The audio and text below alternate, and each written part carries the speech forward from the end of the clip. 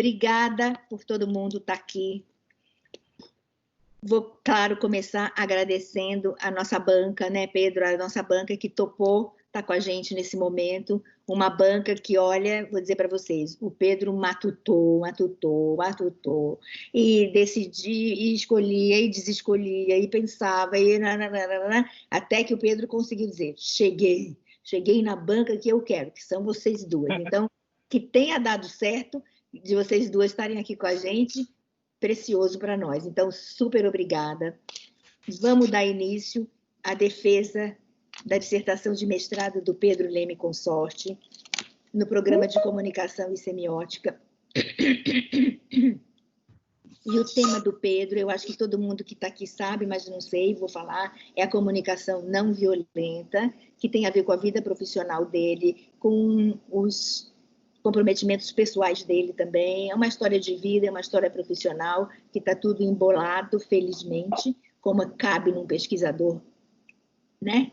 Tucur, que isso aí seja mesmo não separado. Então, esse é o tema do Pedro.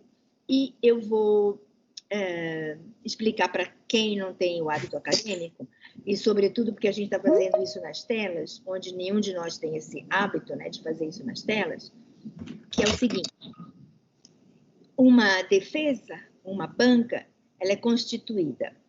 A defesa tem uma banca e o candidato. O candidato é o Pedro, a banca somos nós. Eu sou orientadora, e aí tem um membro da PUC, um professor da PUC, que é a professora Cristine, e sempre tem um membro externo que não é da PUC, que é a professora Juliana. Então, como acontece? O convidado fala primeiro, depois eu passo a palavra para a professora da casa. Cada uma delas organiza do jeito que quiser a sua conversa com o Pedro. Pode ser um bate-papo, que a pessoa vai perguntando, o Pedro vai respondendo. Pode ser uma leitura de um texto que o Pedro anota as questões principais e responde todas as que ele conseguir. Pode ser do jeito que eles combinarem, como sei que eu também não sei, que na hora cada uma das arguidoras vai falar. Geralmente é meia hora para arguição, meia hora para a resposta do Pedro. Depois mais meia hora para arguição, mais meia hora para a resposta do Pedro. Nem sempre gasta esse tempo todo, às vezes gasta. Depois a gente interrompe e mudamos. Vocês saem da sala, nós ficamos para conversar sobre a defesa do Pedro, que é o trabalho que ele fez, mas o jeito que ele respondeu, ou seja, o que aconteceu nisso que vai começar daqui a pouco. Nós vamos dar a nota para o Pedro, aí a gente volta para essa sala aqui. Não, a gente fica nessa sala, vocês que saem. Depois que a gente terminar, vocês voltam para essa sala onde nós estamos agora, e a gente anuncia para vocês o que aconteceu, e aí, happy end. Espero. Então, a gente vai começar com a nossa professora convidada, que é a professora Juliana Poloni, que está aqui com a gente. Então, ela começa a arguição. Juliana, muito, muito obrigada por estar aqui. Vamos lá. Eu que agradeço muito, muito obrigada pela recepção. Eu vou partir de algumas coisas que eu anotei, mas queria fazer esse diálogo com o Pedro mesmo. Que bom que já foi dada essa abertura para a gente ir fazendo um diálogo mesmo. Eu me sinto mais confortável assim. Eu queria, então, eu vou fazer... E aqui eu tenho 2 documentos para abrir, para fechar, então também vou avisar vocês que talvez eu dê uma parada aqui para olhar o que eu estou fazendo. Para mim, eu queria dizer, antes de mais nada, que é uma honra, professora doutora Helena, estar na sua companhia, conhecê-la. É uma honra para mim também conhecer a professora Cristine. E esse convite do Pedro, ele me honra muitíssimo, porque eu posso dizer que eu estou encantada em estar nesse momento, e agora ouvindo então essa abertura, do tanto que isso foi pensado, eu fiquei mais honrada e emocionada ainda. Então, confesso que as emoções estão muito vivas aqui agora, nesse momento. Imagino que para o Pedro também isso esteja muito vivo agora, né? Foi tanta expectativa para todos, né? Para todos nós. eu pensei hoje isso, eu falei, nossa, faz um tempo que eu estou conversando com as ideias do Pedro, com esse trabalho e com a sua condução também, professora. É possível sentir isso, né? A orientação, o caminho que as coisas vão tomando. Então, é possível sentir. E para mim é realmente uma honra, porque eu sou uma advogada que descobriu a potência da comunicação. Então, tem alguns momentos do trabalho do Pedro que eu também me envolvo diretamente nesse contexto, nessa descoberta, né, nesse processo de transformação pessoal e nessa vontade de contribuir também com a sociedade, trazendo conteúdos, trazendo essa discussão acadêmica. E eu fiquei muito feliz mesmo de ver um trabalho acadêmico que tenha trazido a comunicação não violenta, porque é algo realmente que precisa ser trazido para a academia mais vezes, ser conversado, ser colocado para a sociedade desta forma mais acadêmica, porque é algo que foi se difundindo na sociedade.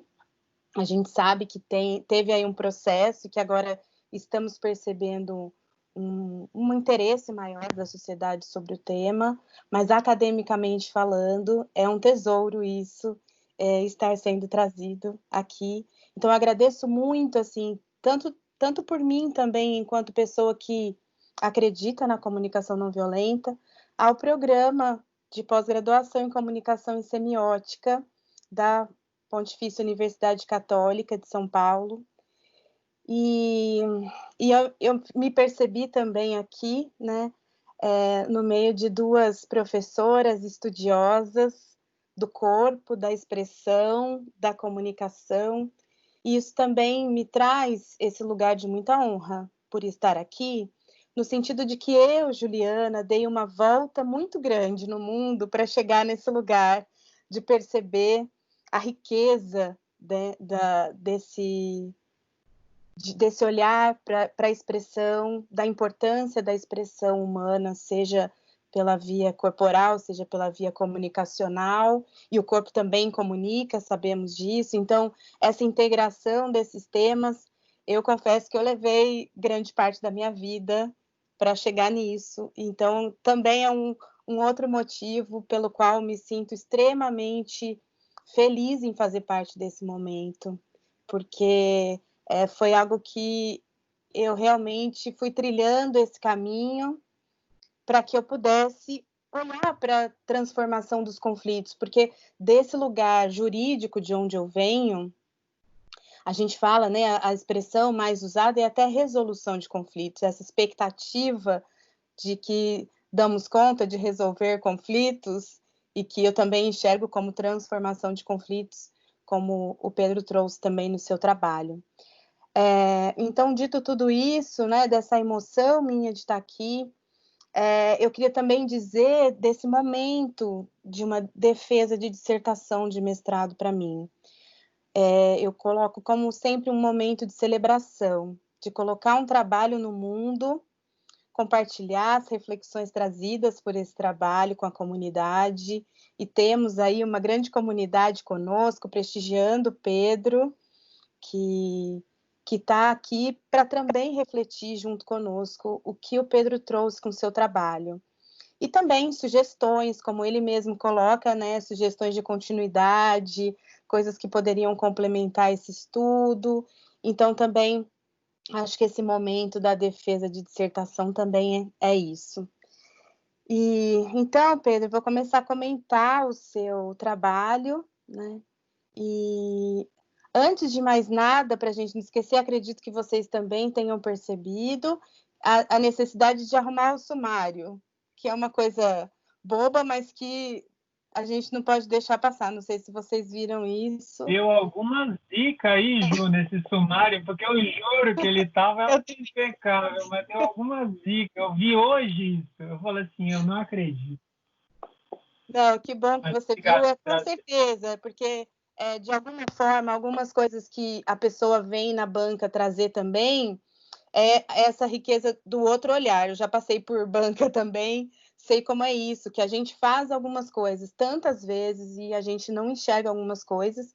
Então, trazer isso como um refresh mesmo de uma outra pessoa, né? Então, mas fora isso, é porque isso está lá logo no começo, né?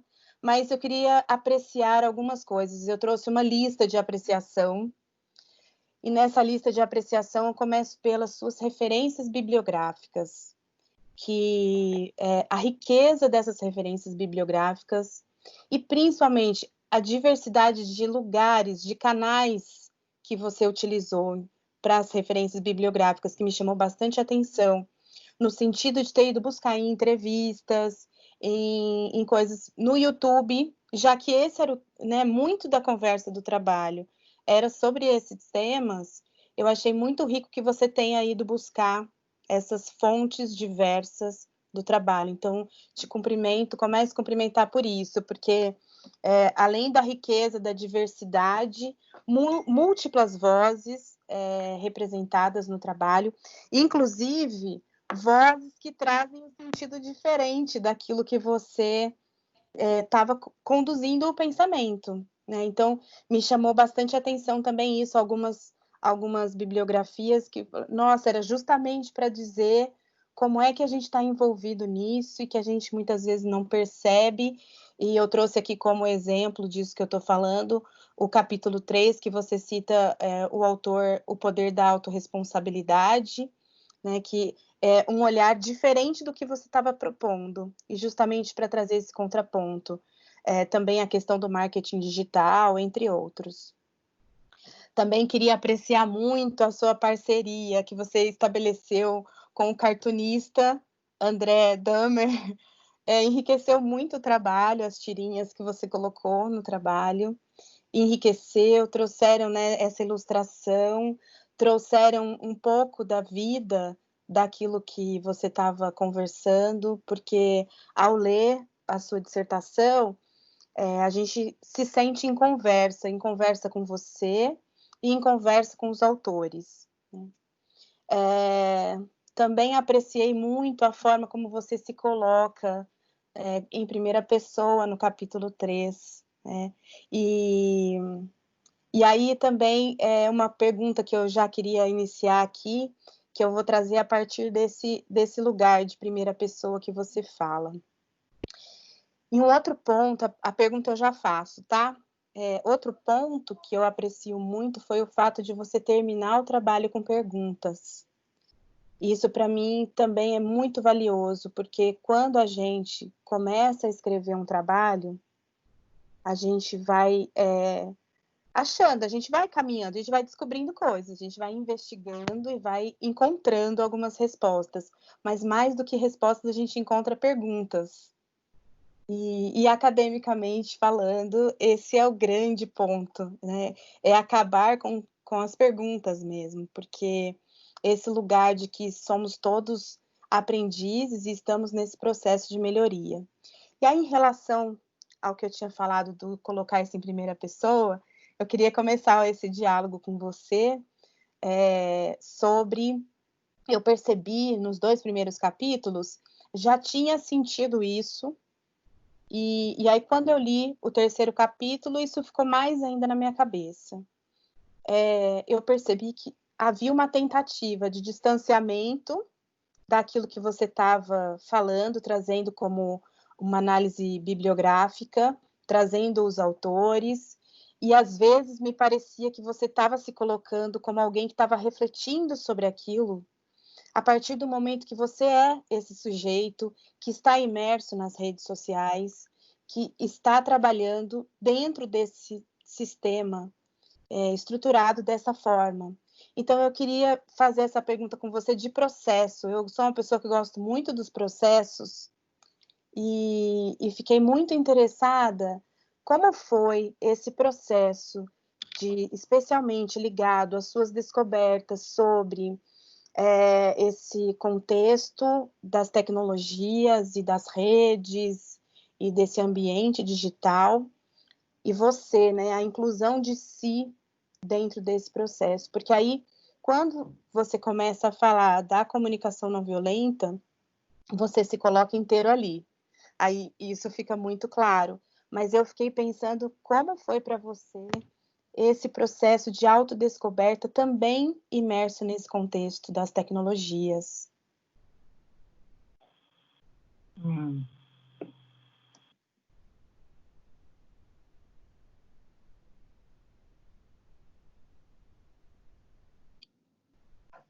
Eu acho que ninguém está escapando, né, da tecnologia hoje em dia. Umas pessoas estão mais envolvidas e outras menos, assim, mas... Estão me ouvindo bem? Só para checar. Sim. Tá. E é isso, assim, acho que é...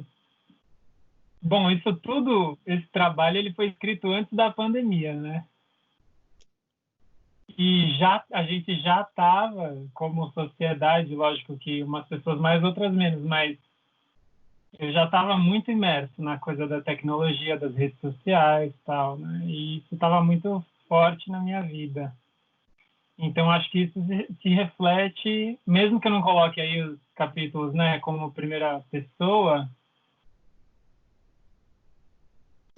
eu acho que eu fui considerando importante trazer essas coisas que eu estava descobrindo sobre as redes sociais, sobre como elas funcionam, porque a minha sensação é de que a gente está imerso num ambiente que a gente não sabe qual que é a regra do jogo. A gente está jogando um jogo que a gente não sabe qual é a regra.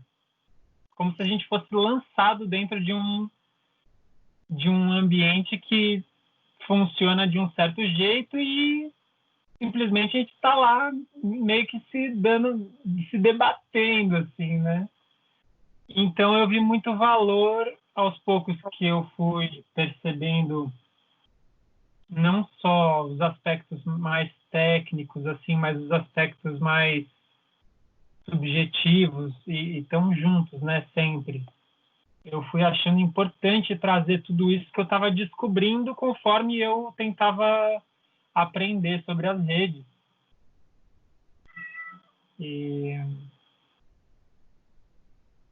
Então eu acho que é isso, assim, e ao mesmo tempo conectando com esse contexto, né? Assim, o Facebook, as redes sociais, eles não surgiram do nada, eles surgiram num contexto, assim. Então, foi muito interessante durante esse processo e observando isso, assim, o Facebook é um ambiente, ou as redes, né? São um ambiente aí virtual que, de alguma forma, estimulam certos tipos de comportamento, não são 100% deterministas, né? Porque a gente também sempre tem a nossa própria responsabilidade, mas ao mesmo tempo são um ambiente que estimula coisas ali, mas também são produto de um outro ambiente maior, né, no qual elas estão inseridas, assim. Então foi muito interessante ir ganhando cada vez mais consciência sobre isso. E aí, tipo, achei muito importante trazer isso, né, porque tudo isso é oferecido para a gente como um produto. Olha que legal, venha, consuma, né? É que nem a propaganda do cigarro lá quando começou, né? Marlboro, vamos fumar porque é bonito, tal. E agora tá todo mundo cagado, né? Com câncer de pulmão. Então, acho que a intenção foi trazer um pouco esse senso crítico, né? Muito bom, Pedro. É perceptível porque tem hora que aparece essa colocação. Eu pude perceber em muitos momentos essa colocação. Nossa, eu também estou no meio disso. Isso também reverbera em mim. E a significância de tudo isso realmente que você foi descobrindo e trazendo para a gente, né, para os seus leitores. E aí eu fiquei pensando que eu fui nas apreciações primeiro, né, e não tinha chegado no ponto aqui que eu estou falando justamente disso, do impacto que a necessidade do prefácio trouxe, porque vocês trabalharam, pesquisaram, e antes da pandemia, e chega a pandemia e vem desafiadoramente trazendo à tona muitas coisas que vocês trabalharam nessa dissertação. Então, isso é uma coisa também que eu queria destacar, né, porque um prefácio que avisa, né, olha, o contexto onde estou entregando esse trabalho, celebrando a concretização desse passo, é um contexto de pandemia onde muito mais se acelerou o processo de imersão nas redes, na tecnologia, na internet, sendo nossa janela principal para o mundo, tanto que estamos aqui na defesa de dissertação online, né? Primeira defesa de dissertação online da minha vida, que eu participo, e acredito que é porque nós estamos aqui agora diante dessa nova realidade. E acho que a palavra que você trouxe, que me traz assim o cerne do seu trabalho, que é a questão da consciência, da conscientização, como um primeiro passo de tudo isso que você foi trabalhando, né? Até você coloca que o propósito da pesquisa partiu de um processo de transformação pessoal seu e a produção de conhecimento a serviço de contribuir com a transformação social. Então, a partir daquilo que você experienciou, você levando isso para a sociedade. E a gente, né, eu, enquanto pessoa da sociedade, agradeço por isso, agradeço esse trabalho de vocês. Aqui na estrutura de capítulo, até fiquei pensando, para quem não teve contato, né, com o trabalho, uma ideia para as pessoas que estão aqui assistindo, que tem um capítulo que parte de internet, redes, efeitos colaterais, depois um olhar sobre a violência, sobre a cultura e sobre a mídia, que muitas vezes alimenta isso. Depois, no capítulo 3, falando a respeito da comunicação não violenta e a pergunta do trabalho, né, como você está, e as reverberações disso, quais são as implicações, como entendo o trabalho como um olhar. Primeiro a gente faz um mergulho, né, e a gente faz um mergulho no, meu Deus, e agora? Porque até fiquei pensando nisso, né? Eu falei, eu gostaria de falar do que eu li para checar e do que impactou em mim, né? Eu pensei nessas duas coisas para trazer aqui. E quando eu li, assim, esse mergulho na realidade, nesse contexto, essa construção do contexto muito importante que você fez, parece assim, meu Deus, e agora? O que vai acontecer com a gente? Né? E aí vem uma possibilidade como um antídoto, o diálogo, utilizando, né, nesse olhar do Marshall Rosenberg da comunicação não violenta, mas você também traz outros autores que falam do diálogo, que fez ficar muito rico o trabalho, né, inserir a comunicação não violenta dentre as múltiplas práticas dialógicas possíveis, para mim faz muito sentido. E algo que eu aprendi, né, bastante desse contexto de comunicação, de conversação, a partir do olhar do construcionismo social. E a partir do olhar Kenneth Gergen, Tom Anderson, e teve muitas vezes. Eu gostaria de só trazer aqui muitas coisas que você fala no trabalho, me lembraram o Tom Anderson, em Processos Reflexivos, quando ele traz que a linguagem não é inocente, que tudo que a gente faz, que todas as coisas que a gente escolhe dizer, porque a gente escolhe dizer, né? Tudo tem uma ideologia por trás disso tudo. Então, por isso que dá para dizer uma coisa e com uma ideologia, como você coloca, construtiva ou destrutiva.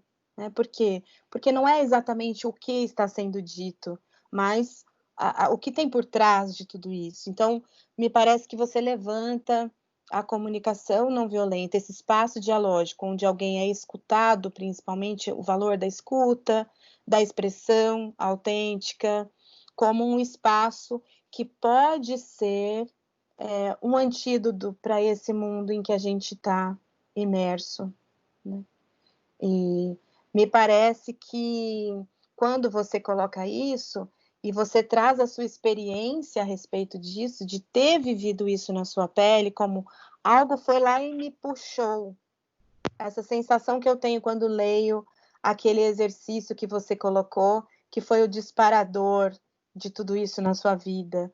De alguém sendo escutado e podendo falar de coisas que também faziam sentido para você. E aí, quando isso te resgata. E eu percebo isso, Pedro. Então, isso também era uma coisa que eu queria colocar em diálogo com essas reflexões com você. Porque aí isso está numa pergunta sua lá também no final. Tá bom, a gente teve consciência.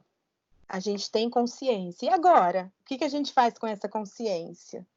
Como é que a gente pode contribuir para o mundo a partir dessa tomada de consciência? Adianta a gente tomar consciência? Foi uma pergunta que você fez lá e que eu convido para a gente trazer aqui, para mais gente pensar com a gente, porque essa é uma pergunta muito importante, muito significativa.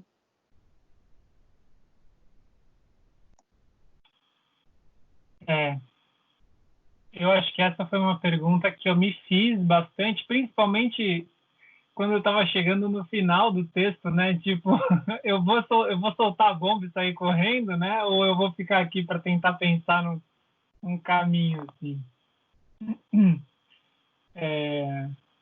E eu acho tem uma coisa que eu acho muito inspiradora, que é o próprio Marshall faz essas duas perguntas como perguntas que podem ajudar a gente, né? Que é a primeira, que é como estamos, né? O que está vivo, e a segunda é o que a gente pode fazer para a gente se ajudar, né? Para a gente tornar a vida mais maravilhosa lá no jeito que ele fala, assim. Então, eu acho que o trabalho talvez tenha focado mais mesmo nesse o que está vivo, né? Tomando essas duas perguntas como referência, focou mais no que está vivo em vez de cogitar tantas possibilidades no sentido de falar assim, tá, o que a gente pode fazer, né? Como ações concretas. Eu não sei. Eu acho que tem um grande não sei, assim, né? Mas, ao mesmo tempo, tem eu acho que uma ideia que é muito legal na comunicação não violenta é que, assim, a gente não descobre as coisas sozinho, né? A gente descobre junto. É uma proposta para a gente descobrir junto, assim. Então, me vem isso, assim, né? O próximo passo que seria, tá, e agora o que a gente faz? Eu acho que talvez seria algo para descobrir junto, para investigar junto, assim, né? Então, nos próximos capítulos, não percam. No doutorado, hein, minha gente? No doutorado eu vou propor todas as soluções de todas as questões. Que vai custar só R$ 99,90, hein? Para você ter acesso ao PDF.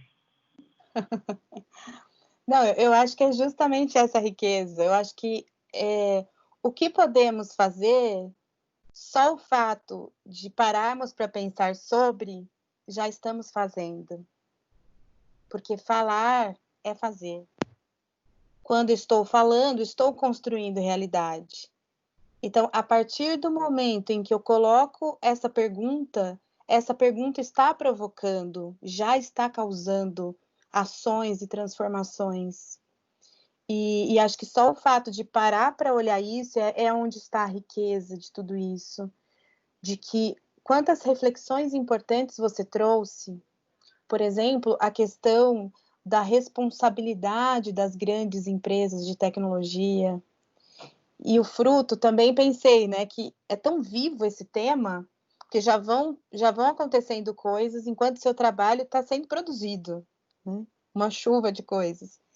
E uma delas foi agora a responsabilização do Facebook por controlar melhor a sua plataforma, que é justamente algo que você aventa aí no seu trabalho, né?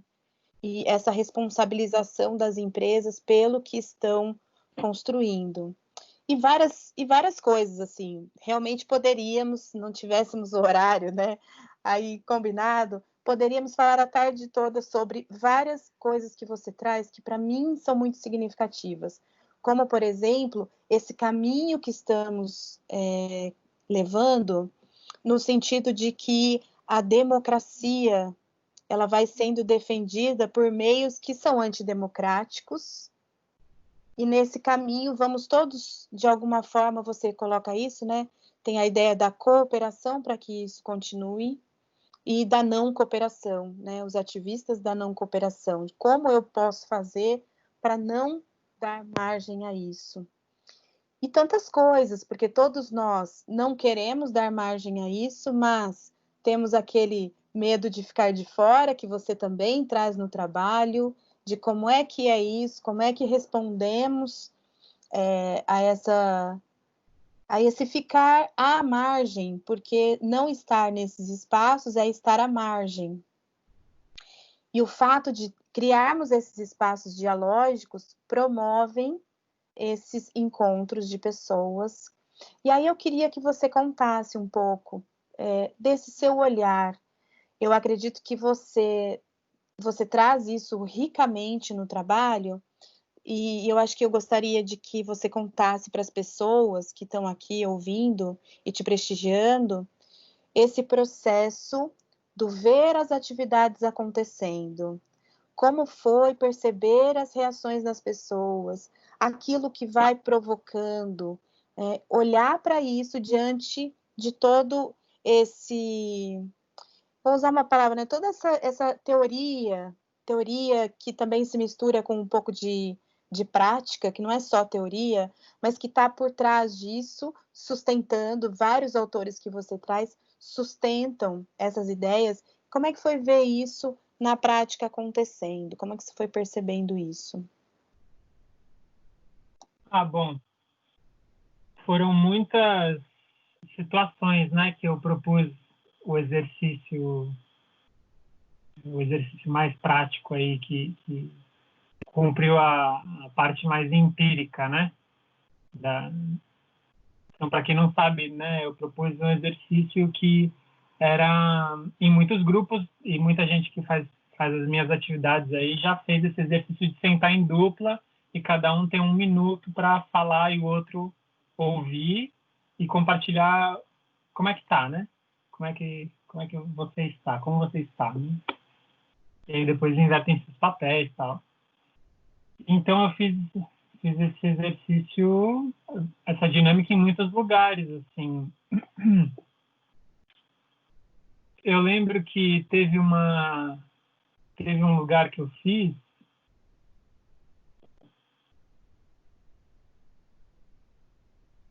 e às vezes é até angustiante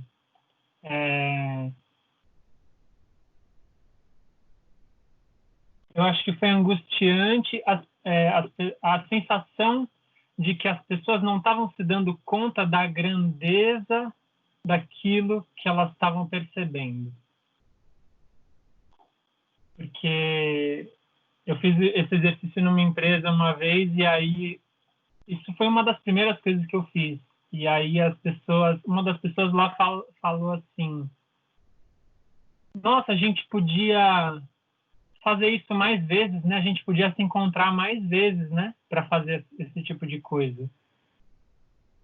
E para mim aquilo foi muito grande, assim, sabe? Mas ao mesmo tempo eu sei que depois de uma atividade dessas, as pessoas voltam para a rotina delas, né? E a rotina é muitas vezes que nem um trator, assim, né? Então, às vezes, eu não sei exatamente o quanto que reverberou nas pessoas, né? Eu acho que algumas pessoas se deram conta de coisas, talvez algumas pessoas ficaram mais tocadas do que outras, assim, eu vi pessoas chorando, vi pessoas muito emocionadas, com um exercício bobinho, né? Mas que, ao mesmo tempo, quando a gente olha esse exercício de sentar junto, olhar no olho um do outro e falar, e aí, como é que você tá? E ouvir, talvez pareça bobinho, mas quando a gente analisa o contexto, né, que a gente tá, aí é como se fosse, muitas vezes, tomar um copo d'água no deserto, né? Então, o que é um copo d'água no deserto? Talvez você vai conseguir andar o quê? Mais 1 quilômetro e vai morrer, porque deserto é deserto, né? Mas Então, assim, um copo d'água não é suficiente, né, para transformar um deserto, mas é suficiente para alguma coisa. Então, acho que foi interessante observar isso, assim.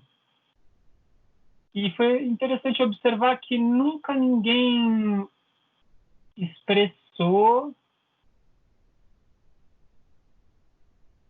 se incomodar muito com esse exercício, assim, não vê nenhum proveito nesse exercício. Eu achei isso interessante. Talvez as pessoas tenham até sentido ou concluído isso, mas não falaram. Eu busquei tentar ouvir isso das pessoas, eu busquei botar essa abertura, né, para elas falarem realmente como é que tinha sido. Algumas pessoas falaram que sentiam um incômodo, porque era artificial essa coisa, né, de 1 minuto ficar falando e outro ficar 1 minuto ouvindo, tal. Mas é isso, assim, foi... Eu achei que teve uma grandeza profunda, assim, principalmente para aqueles que perceberam a grandeza e que reverberaram mais, assim, né? Outras pessoas talvez não tenham achado tão significativo. Tudo bem também. Obrigada, Pedro. Obrigada por contar esse processo.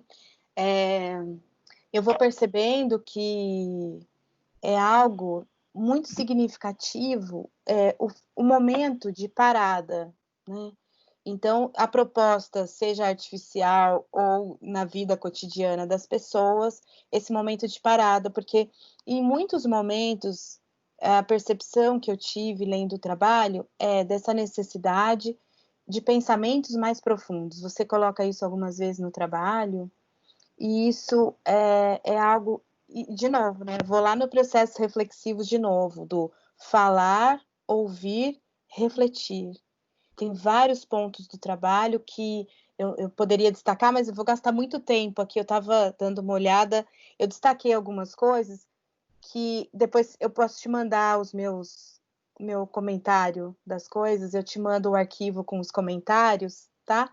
Para não ficar aqui gastando muito tempo com as páginas e tal, mas muitas coisas que você trouxe me lembravam essa ideia, né, do que nós não temos tempo, nós estamos falando muito, mas não temos tempo de escutar e muito menos de refletir, né, porque para eles a comunicação ela vai por esses 3 aspectos, né, e nós não estamos nem parando para escutar.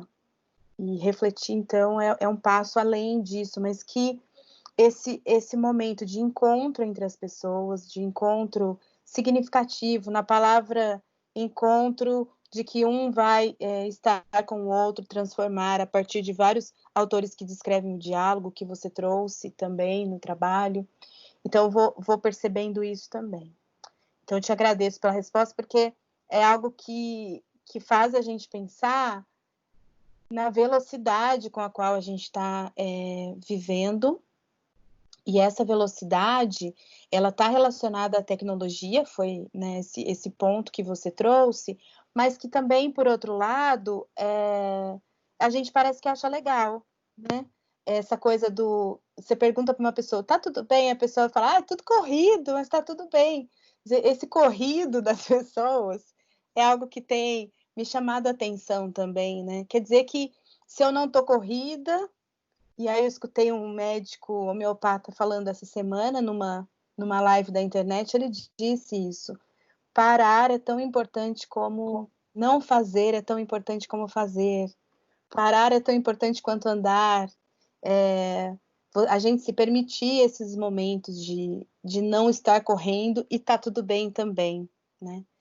E aí, para terminar as reflexões que eu tinha escolhido aqui, uma que toca naquilo que eu venho trabalhando há um tempo, que é a questão do conflito, né? Você traz a questão do conflito sob a análise de autores, né, hoje bastante, que a gente usa como referência para a transformação de conflitos. Autores que colocam o conflito como algo que faz parte do contexto da vida, que não é algo para a gente correr, né? Então, vários autores que você trouxe, enfatizam isso, que o conflito ele é útil à vida, ele é necessário, ele faz parte, e que o não querer o conflito, que é uma coisa que a gente também foi construído socialmente isso, e hoje a gente paga o preço, né, dessa construção social, de que o conflito é algo para a gente evitar, sair correndo dele, e que a gente está tentando, à medida que a gente trabalha com resolução de conflitos, ou transformação de conflitos, a gente olha para essa possibilidade de o conflito ser visto de forma construtiva, trazendo um sinal, né? O Jean-Paul Lederache traz isso, um sinalizador de mudança. Então, ele propõe coisas para nós, o conflito, né? E um outro ponto que também diz respeito à questão da legislação, o olhar, eu como advogada, eu reconheço e demorei muito para poder enxergar por essa ótica de que o direito, as leis, elas são estrutura de poder e de violência, né? E a gente sempre recorre à legislação, às regras, como algo para não ter violência, para não gerar violência. E sempre foi, né? Eu aprendi na faculdade que e o direito era necessário para que o caos não se instaurasse, para que as pessoas pudessem ter uma ordem, né? Só que essa ordem foi trazida por uma estrutura hierárquica. Então, essa reflexão, inclusive sobre o que toca o teu trabalho, que é a Lei de Proteção de Dados, porque poderíamos imaginar que a Lei de Proteção de Dados estivesse a serviço do cuidado das pessoas. E ela está proposta, ela já está feita e ela está em vacância, né? No tempo onde a lei já está publicada, mas ela ainda não entrou em vigor para que as pessoas possam se adaptar a ela. E ela tinha 2 anos de vacância e agora foi prorrogado para mais um. Também essa semana, no meio aí do teu trabalho, né? O que traduz para a gente que as empresas não estão conseguindo fazer atender à Lei de Proteção Geral de Dados, e o quanto revela isso que estamos todos em risco, como você trabalha na sua dissertação, muito bem colocado, por sinal, né? O quanto risco corremos ao estar desatentos nesse ambiente. E essa ideia que você traz da consciência. Pessoalmente, eu fiquei muito satisfeita com tudo que eu li. Eu espero que esse trabalho fique acessível para muitas pessoas. Eu pensei que eu queria dar para muitas pessoas lerem, porque realmente você traz um conteúdo muito relevante para esse momento da sociedade. Parabenizo a professora Helena, a professora doutora Helena, por esse suporte do seu trabalho, também por ter conhecido um pouco do trabalho dela, que me chamou bastante atenção, me interessou muito esse olhar para esse corpo mídia e o quanto isso hoje impacta nas nossas vidas. Então, agradeço muito o trabalho que foi entregue para o mundo e espero que mais pessoas possam lê-lo e possam desfrutar dos conhecimentos. E aí fica a minha oferta para você, Pedro, porque é a questão do tempo aqui, que eu fiz algumas questões, assim, pontuei algumas questões, no sentido de trazer um pouco mais de sentido para uma frase, coisas que todo trabalho, todo texto, quando a gente lê, encontra, e aí eu vou te oferecer isso depois, assim, só para, né, afinar aí, para colocar isso no mundo da melhor forma possível. Obrigado. Muito obrigada. Valeu. Muito obrigada, professora Juliana, que bom. Depois passa para a gente tudo isso, porque isso vai fazer parte da continuidade do Pedro e a gente refinar um texto é sempre fundamental, né? Porque Pedro vai continuar escrevendo, levando adiante, então obrigada mesmo. Está satisfeita? Podemos seguir? Pedro quer falar mais alguma coisa? Eu estou satisfeita. Eu quero falar que Ju, você falou, né? Eu tô trazendo aqui uma lista de apreciações, aí eu depois achei que vinha a lista de depreciações, né? Então tô feliz também que ficou só na apreciação. Mas seriam bem-vindas também, tá? Tô só zoando. Impossível, tá impecável o trabalho, não tem como fazer isso. Embora nem seria muito uma coisa que faz sentido para mim por esse momento, que eu acho que é um momento mesmo de apreciação, de celebração. Para mim é muito forte esse momento da defesa, para a gente olhar o que é maravilhoso, né? Usando as palavras do Marshall, o que desse trabalho fez a minha vida mais maravilhosa. E com certeza ter a consciência de tudo isso que você traz nos primeiros capítulos, experienciar a vivência que você traz no terceiro capítulo e ficar com suas perguntas e pensar a partir dessas perguntas que você deixou é realmente de muita apreciação apenas. Obrigada, professora doutora Helena. Obrigada. Nós agradecemos muito. E agora vou passar a palavra para a professora Cristi.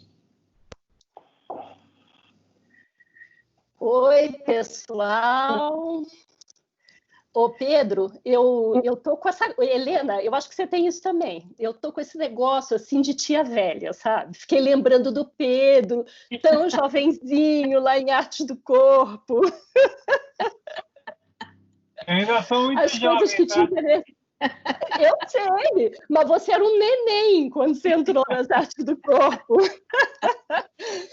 E aí é engraçado, Pedro, porque a gente ficou um tempo assim, apesar de você transitar pelas aulas, tal, eu não sabia exatamente o que você estava estudando no mestrado, né? E esse teu projeto da comunicação não violenta, eu acabei me surpreendendo, assim, porque quando você me chamou, acho que eu estava imaginando uma outra coisa, que você estaria estudando outra coisa. E eu fiquei muito bem surpreendida, porque achei tão importante, Pedro, isso que você está fazendo, assim, muito legal. Gostei muito das coisas que a Juliana falou também, viu, Juliana? E eu quero comentar algumas coisinhas que eu pensei durante as tuas respostas para ela, né? Uma coisa, Pedro, quando você falou esse negócio do jogo, sabe, que você falou sobre o jogo, eu me lembrei, porque há pouquíssimo tempo, por causa de um negócio que eu estava escrevendo, eu voltei lá para aquele curso de biopolítica do Foucault, e ele fala um negócio que não tem nada a ver com esses jogos digitais, essas situações que a gente está vivendo. Mas ele diz que quando a gente pensa as questões da economia, né, da relação economia e política, que trata-se de um jogo para o qual não interessam os jogadores, só o jogo. E aí eu fiquei pensando que coisa impressionante, né? Como ele está falando de uma outra coisa, mas como isso ainda faz sentido, infelizmente, né? Porque você comentou agora, conversando com a Juliana, que às vezes a gente está jogando um jogo e a gente nem sabe que jogo é, né? E eu acho que esse desconhecimento, às vezes, em relação às regras do jogo, se refere mesmo à irrelevância que os jogadores têm, muitas vezes.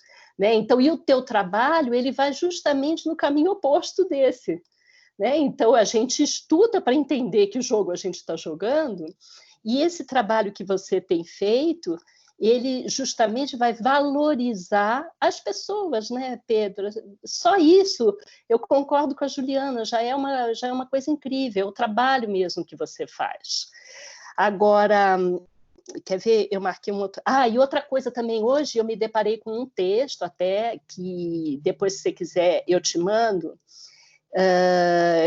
de um autor espanhol, que ele começa a falar sobre essa... A gente estava sempre falando da internet das coisas, né? E ele começa a falar da internet dos corpos. E tem uma coisa muito interessante nessa discussão que ele faz. Depois, se você quiser, eu te mando, que eu acho que tem a ver também com coisas que estão te interessando e que você vai desenvolver. Bom, Né? Eu te mando também. Eu gostei muito também das tuas tirinhas, viu? Eu achei que você além do cartunista ser maravilhoso, você também fez uma curadoria de tirinhas muito sensacional, porque funcionou assim como uma espécie de síntese, sabe, daquilo tudo que você estava conversando, escrevendo uma narrativa, e aí você jogava uma tirinha ali que dava uma condensada na história. Eu adorei, gostei muito também. Bom, então, assim, Pedro, já falei, o trabalho que você está fazendo de uma importância, assim, fenomenal, é uma coisa que a gente precisa e precisa cada vez mais. Em termos do teu trabalho acadêmico, eu achei que você trabalhou muito bem com a tua bibliografia. Especialmente alguns autores, eu gostei muito da maneira como você foi articulando no texto. Eu gostei muito, assim, por exemplo, da maneira como você usou o Christian Dunker. Ele vai aparecer em vários momentos do texto, e eu achei que você usou umas articulações ali, você criou umas articulações muito legais. E tem uma frase que você coloca, que você diz assim, que o objetivo da comunicação violenta não é mudar as pessoas e o seu comportamento para conseguir o que queremos, mas estabelecer relacionamentos baseados em honestidade e empatia, que vão atender às necessidades de todos. Eu acho que isso, de certa forma, assim, é o coração do teu trabalho. E essa questão do coletivo, aí a minha sugestão, viu, Pedro? Eu acho que o teu doutorado você precisa trabalhar com isso. É assim, pensar essa questão do coletivo que já é tão importante para você, mas inclusive, daqui a pouco eu vou falar um outro negócio aqui, que eu acho que você já deu várias pistas na tua dissertação. Não só essa frase que eu falei agora, que não se trata, né, de responder à expectativa de um ou de outro, mas de atender a uma necessidade coletiva. Isso é um negócio assim, de uma importância imensa para a gente hoje. E eu acho que não só esse trabalho que você tem feito, esses exercícios que você propõe, mas discutir isso academicamente também de uma forma mais aprofundada vai ser muito legal, viu, Pedro? Aí eu não sei se você já viu esse livrinho daquele autor que eu sei que você conhece, que é o Pascal Hillen, que a gente trabalhou bastante aquele livro dele que foi traduzido em português, né, dos fundamentalismos lá da criatividade, mas ele está desenvolvendo nos últimos anos uma discussão sobre uma coisa que ele chama commonism, que ele brinca com essa ideia do comunismo, mas pensando a questão do comum a partir de interlocuções com vários autores. Até o Rô, que você conhece, que é meu orientando, né? Ele teve na Bolsa Sanduíche lá com o Pascal, e além desse livrinho, que se você por acaso não tem, eu posso te mandar para você dar uma olhada, mas você conhece esse, Pedro? Não conheço, mas eu quero. Eu vou te mandar. Inclusive, ele começa com uma diagramação que você vai gostar muito, porque ele começa com um ensaio fotográfico. É muito interessante, assim. Tem uns pombos, tem uns coletivos de pombos, umas gambiarras de fios, assim. Eu acho que você vai achar interessante, porque ele abre a discussão dessa coisa do comum, trabalhando com outras linguagens, inclusive a linguagem visual, que eu acho que você vai curtir.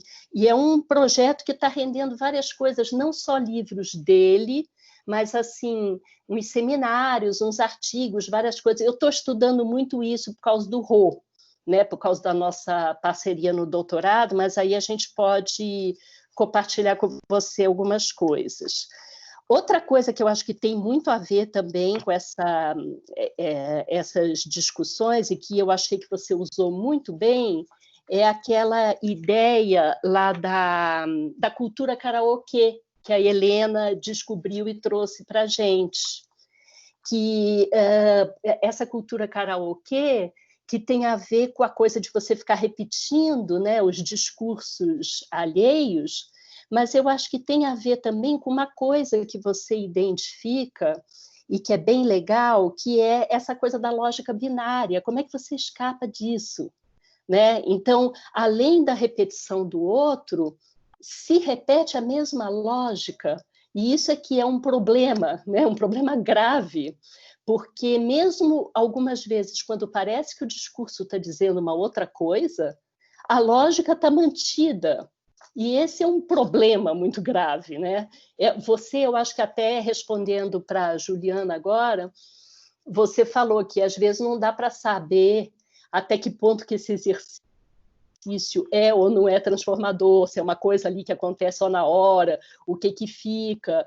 E eu acho que essa pergunta do que fica, se há ou não há transformação, tem a ver com a possibilidade de se desestabilizar ou não essa lógica, e não só o conteúdo daquilo que se diz, né? Então, aí eu acho que tem uma coisa também, Pedro, que tem a ver com essa questão da importância do coletivo, e que talvez, como você já falou que você está animado para fazer um doutorado, eu acho que é alguma coisa que você vai poder, talvez, olhar e, com mais tempo, que o doutorado leva 4 anos, você, quem sabe, aprofundar mais, porque esse é um trabalho bem legal. Eu fiquei com uma dúvida aqui que eu queria compartilhar com você, que, na verdade, não é uma coisa que tem a ver só com o teu trabalho. Tem a ver com 2 situações que eu vivi e que, lendo essa coisa que você coloca aqui do Vladimir Safatli, me voltou. E eu queria conversar com você, para você ver se faz sentido. Porque eu achei interessante o que você colocou, que você diz assim, é a fala dele, na verdade, né? Que para dialogar é necessário pressupor uma gramática comum. Ele diz isso, né? E aí depois, por quê? O que ele está querendo dizer com isso? Porque ele diz que às vezes as pessoas estão conversando e podem até usar os mesmos termos, mas querendo dizer uma outra coisa. Então, é isso que ele fala da gramática comum e que ele diz que toda linguagem tem um uso simples e tem um uso complexo. Eu acho interessante isso daí que ele fala. No entanto, Pedro, tem uma coisa que fica martelando na minha cabeça, por 2 motivos que eu te falei. Foi um debate que eu participei com o próprio Safatli, e que não vou entrar em detalhes aqui, mas foi muito chato.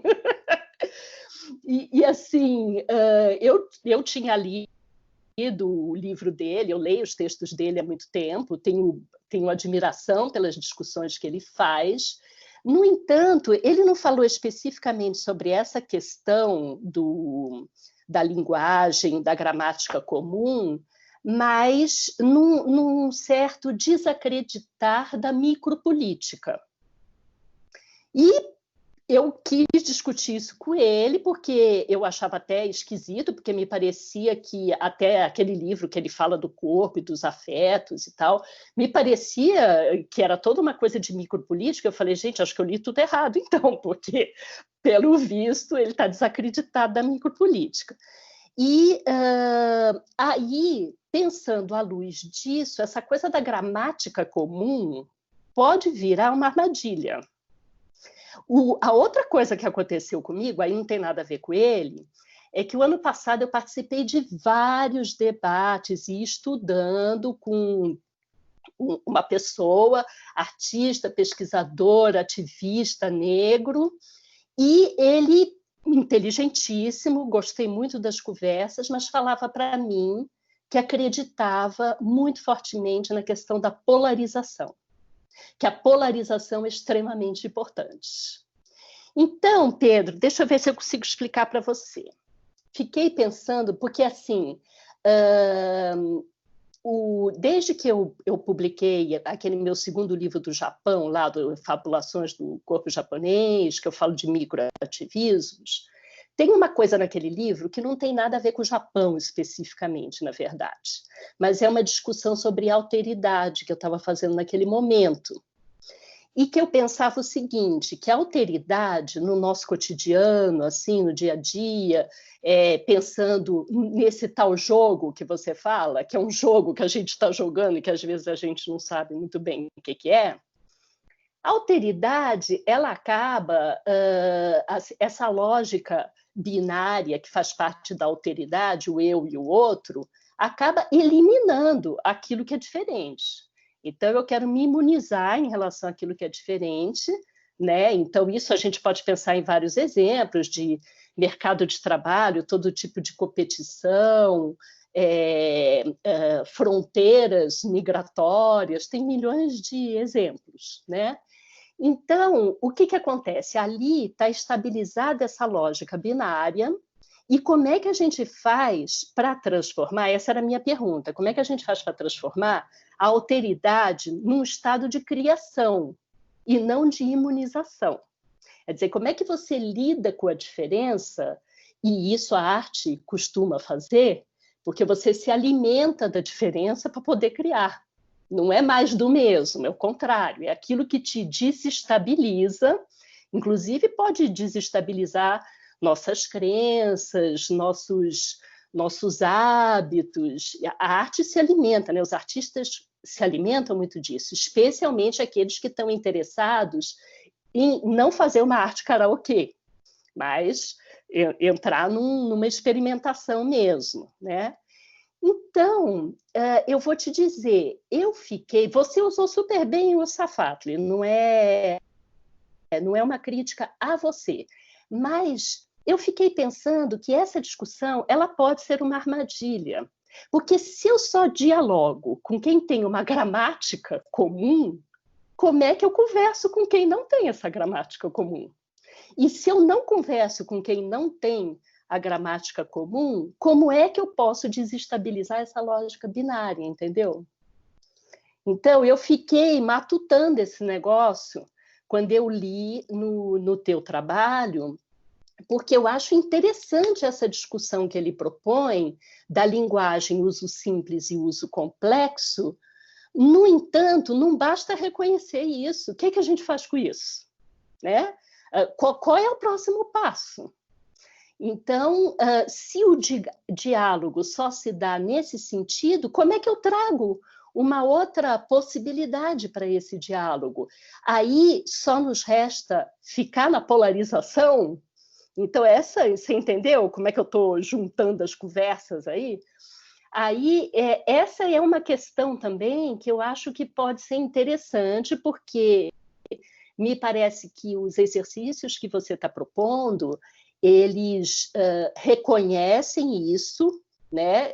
O estado, vamos dizer, em que a gente está, com quem você está lidando ali, mas é uma experiência a partir da qual, seja um minuto ou o que for, a proposta é ter uma escuta, é trabalhar alguma coisa ali naquele relacionamento.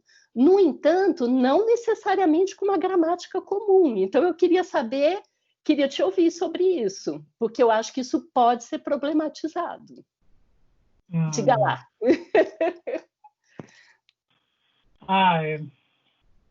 Eu acho bem legal você trazer isso. Porque, assim, primeiro, eu acho que principalmente em relação ao Safatli, teve coisas que eu trouxe porque eu achei interessante de trazer, assim, né? Teve coisas que ele falou, assim, que eu falei assim, eita, não sei se é isso, mas acho que é interessante trazer como alguém que está falando um pouco sobre esse tema, assim, né? Então, e achei legal também essa coisa, essa leitura que você fez aí do que ele falou. Eu fiquei pensando assim, né, que isso que ele fala eu não estou com a citação agora, mas é assim, é algo como a gente precisa ter uma gramática comum para conseguir dialogar, alguma coisa assim, né? É isso aí.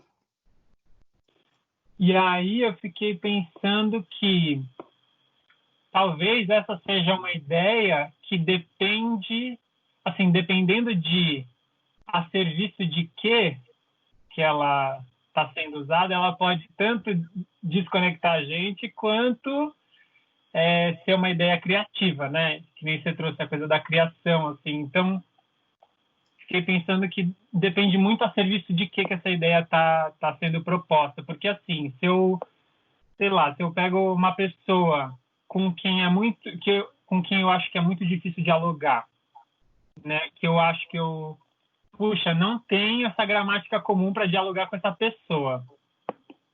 Eu posso parar aí, né? Eu posso falar, bom, já que eu não tenho essa gramática comum, não dá para dialogar com essa pessoa, né? Não dá para criar. Ou eu posso falar assim, ok, então talvez essa gramática que eu estou tentando usar para dialogar com essa pessoa não seja a gramática que vai ser uma ponte entre nós. Então, qual gramática será que eu consigo acessar para que esse diálogo exista, né? Uhum. O que será que... Porque, assim, vamos supor que eu quero falar com um russo, e eu não falo russo, e o russo só fala russo, não fala português. Aí eu falo, bom, ok, então a gente não fala a mesma língua, então tchau. Ou eu posso falar assim, bom, beleza, a gente não fala a mesma língua, mas será que numa comunicação não verbal a gente consegue se entender?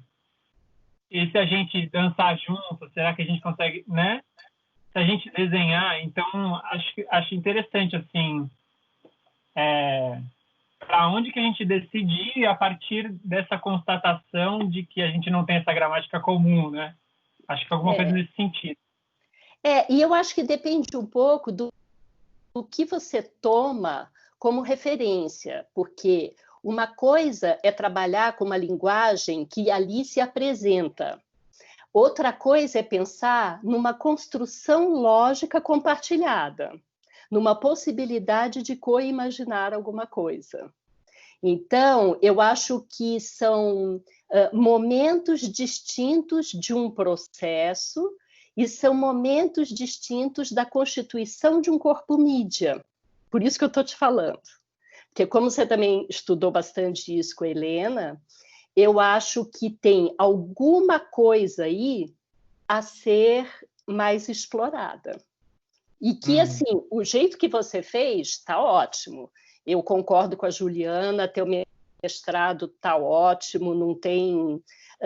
o que eu estou te falando não é uma cobrança, é pelo contrário. É pegar alguma coisa que você começou a discutir, mas que ainda rende, Pedro. Eu acho que rende bastante.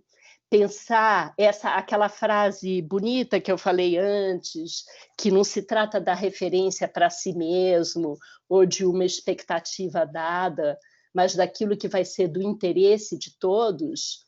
O interesse de todos está muito nessa possibilidade desse compartilhamento, né? E aí eu acho que é uma coisa que extrapola, talvez, essa noção de gramática, assim.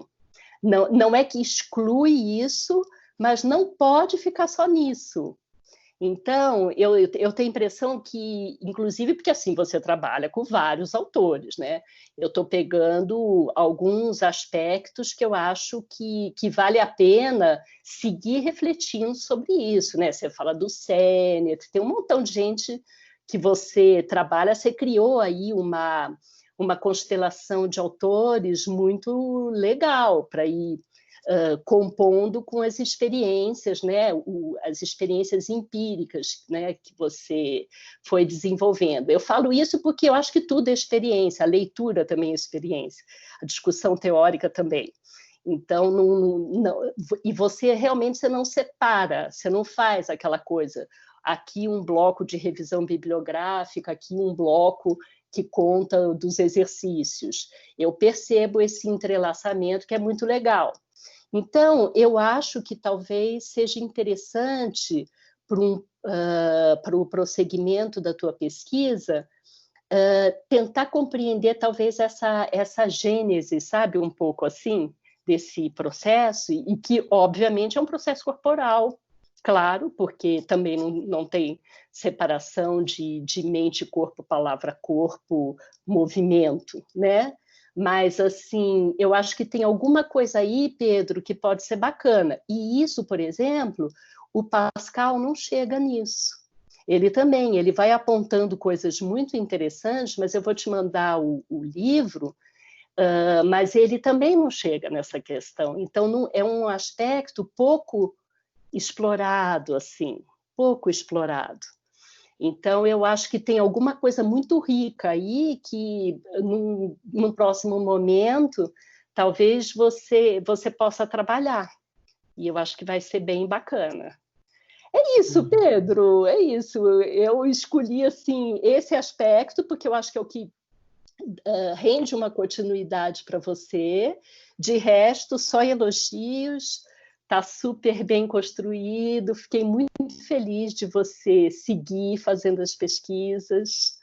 Então, eu acho que, você sabe, eu sempre gostei muito de você na graduação, fui acompanhando os teus trabalhos, depois você foi viajar, depois você voltou, então tem toda uma trajetória interessante. Eu fiquei muito feliz de você ficar com essa vontade de trabalhar como a pesquisa na universidade, porque tem pesquisa que a gente não necessariamente faz na universidade, mas assim a escolha de fazer isso e construir esse trabalho tão bem feito, assim, achei muito legal, Pedro, fiquei bem feliz.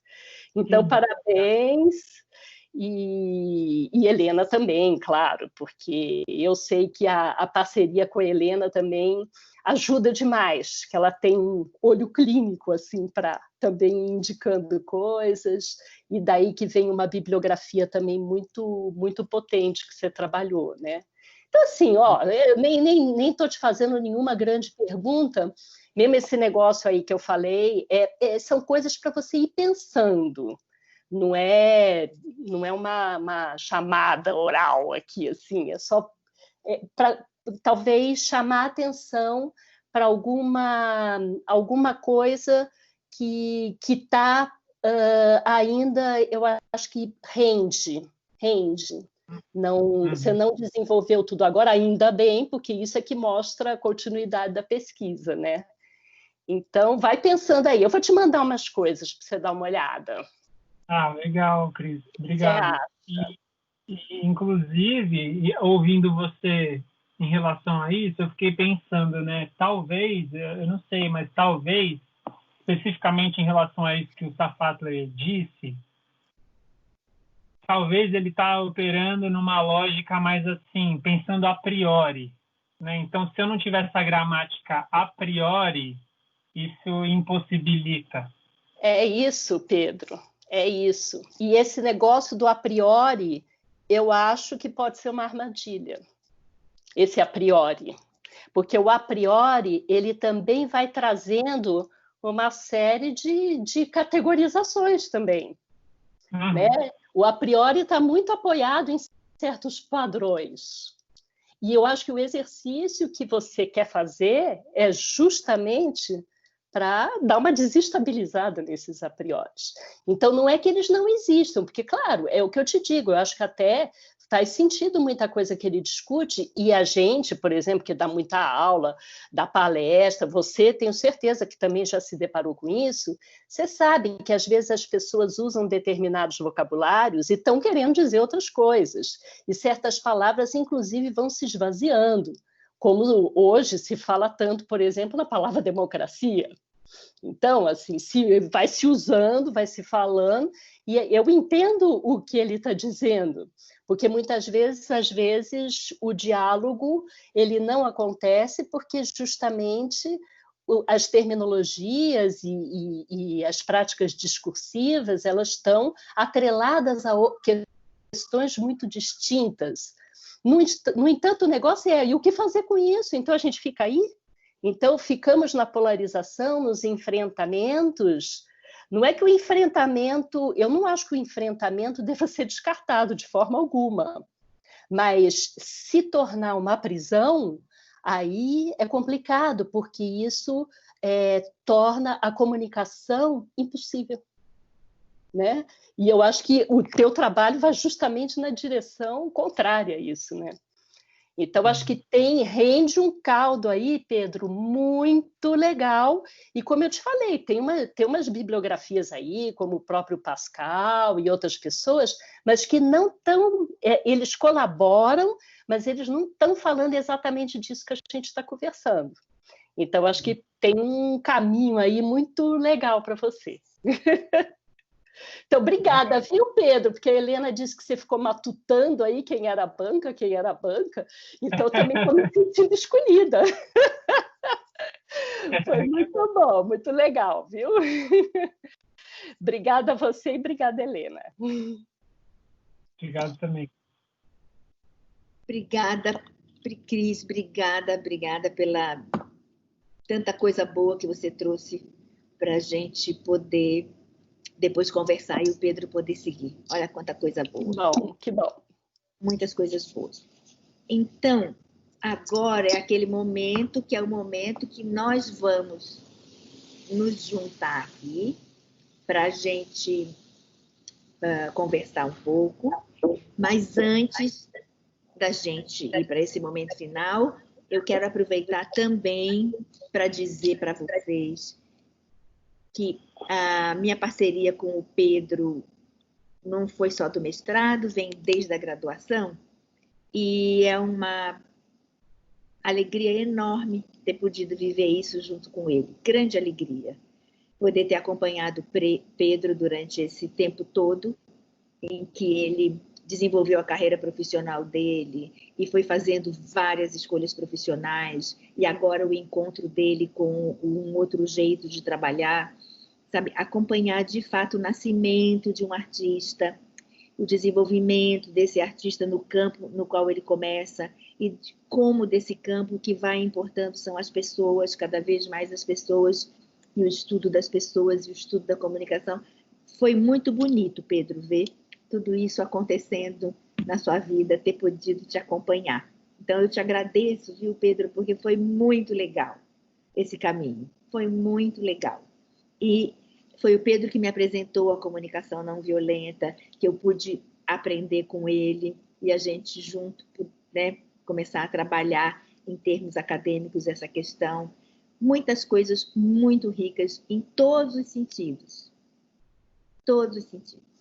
Pedro está até na minha casa, porque ele me trouxe uma plantinha de abacate, e o abacate Pedro está aqui no quintal, já é maior do que eu.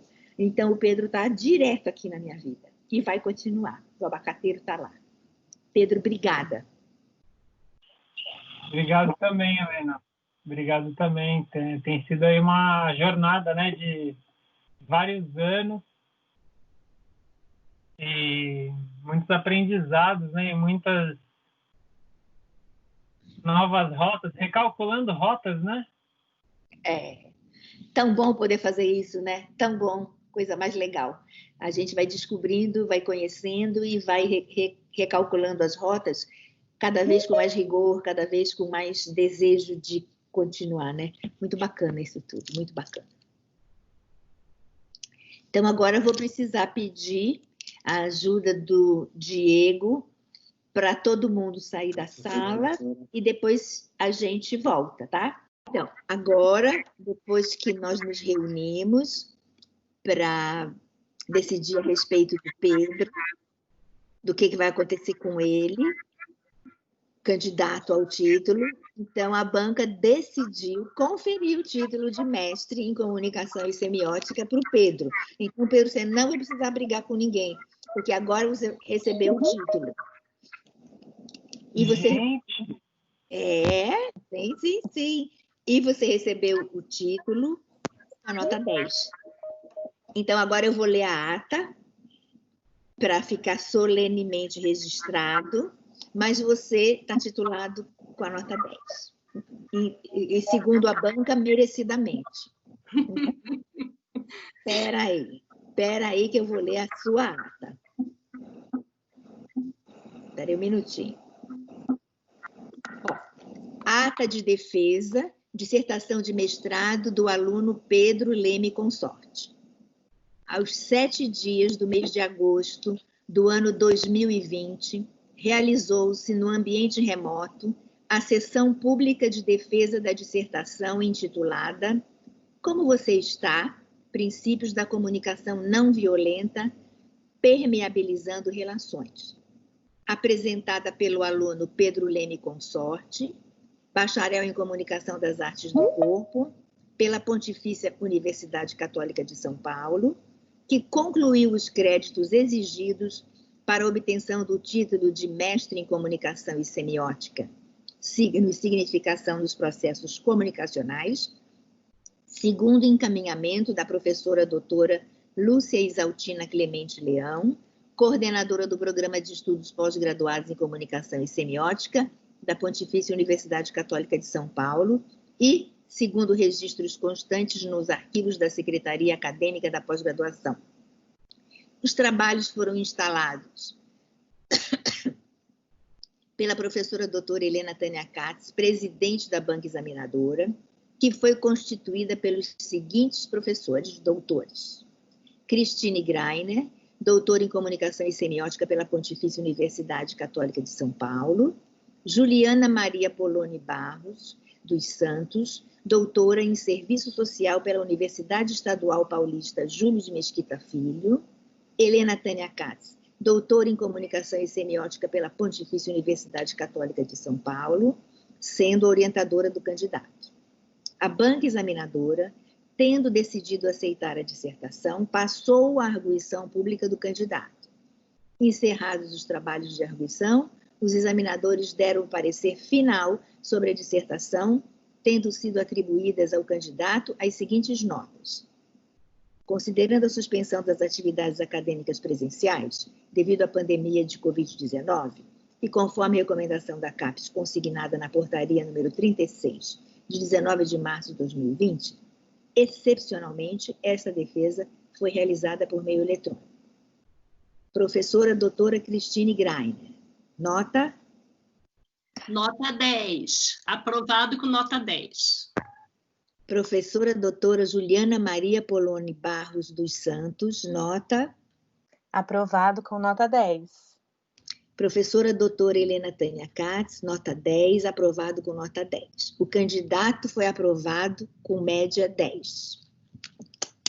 Pedro. Dale, Pedro! Parabéns, Pedro. Parabéns, Pedro!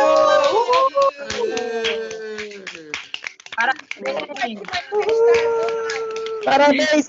Pedro! Parabéns, Parabéns, Pedro! Parabéns! Mestre Pedro! Então, queridos, agradeço a todo mundo que está aqui com o Pedro nesse momento tão bacana. Agradeço a nossa banca tão atenta, carinhosa, rigorosa, colaborativa, uma banca que vai ajudar a gente a seguir, né, Pedro? Pela vida. Imagino a vocês também, porque a gente vai seguindo pela vida com as coisas com as quais a gente vai encontrando, então isso tudo vai ajudando a gente a seguir pela vida. Então, obrigada a todo mundo que está aqui, obrigada, Diego, por ter nos acompanhado e ter nos preservado tecnologicamente para tudo dar certo. Gente, hasta la vista, babies. Agora é tchau para todo mundo. Pedro? Beijo! Beijo, Tchau, Pedro! obrigada. Tchau! Tchau, gente. Pedro. Tchau. Bom dia. Parabéns, Pedro.